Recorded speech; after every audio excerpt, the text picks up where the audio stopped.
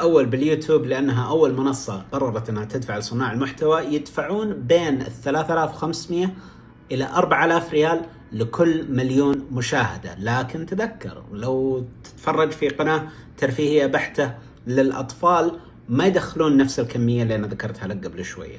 إذا المتابعين يجون من برا السعودية الأسعار بتكون أعلى، لأن الأماكن اللي تبغى تعلن هناك بيدفعون فلوس أكثر لليوتيوب. هذه القناة الرئيسية ما حطيت عليها أي مقطع من 5 سنوات. تقريبا دخلت منها 19300 يعني 71000. لا تزال تجي عليها مشاهدات، ولا يزالون اليوتيوب يعطوني عليها شهريا. شوف يا حبيبي، المشاهدة على هذه المنصة تجي من أكثر من 30 ثانية، يعني تفرجت المقطع أكثر من 30 ثانية تحسب مشاهدة، أقل منها ما تحسب. هذا واحد. 2، عندك المقاطع المطولة تقدر تحط بين وبين، يسمونها ميد ادز، تقدر تدخلها في المقطع وهذه تدخلك فلوس أكثر. سناب شات بالنسبة لي أنا شخصيا تقريبا كل 4 ولا 5 أيام 100-150 دولار نعمة مقارنة بالصينيين. فأحب البرنامج لسهولته.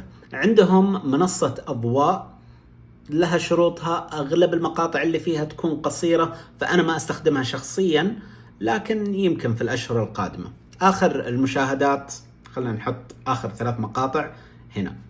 منصة تويتر أو إكس كما هي معروفة الآن، أغلب التغريدات حقتي تجيب ألفيات، لكن أبغاك تشوف يا طول العمر والسلامة هذا المقال. هذا أكثر مقال انتشر باللغة العربية، أوكي؟ على هذه المنصة كاملة، وهو عن التعليم الذاتي، وتقدر تشوف اللايكات والمشاهدات اللي عليه. كم أعطوني عليه دراهم؟ أعطوني يا طول العمر والسلامة في الدورة الفوترية هذه 35. نفس المقطع ولكن كفيديو موجود على اليوتيوب بحوالي 6800 ريال. طيب خلصنا الحين من تعقيد المنصات. واضح لأي شخص حتى لو ما كان يعني شاطر في الرياضيات أن هذه ما تكفي حتى أنك تدفع حق موثوق عشان تقدر تسوي إعلانات خارجية. الإعلانات الخارجية هي البقرة الحلوب، هي اللي يجي منها الدراهم الحقيقية.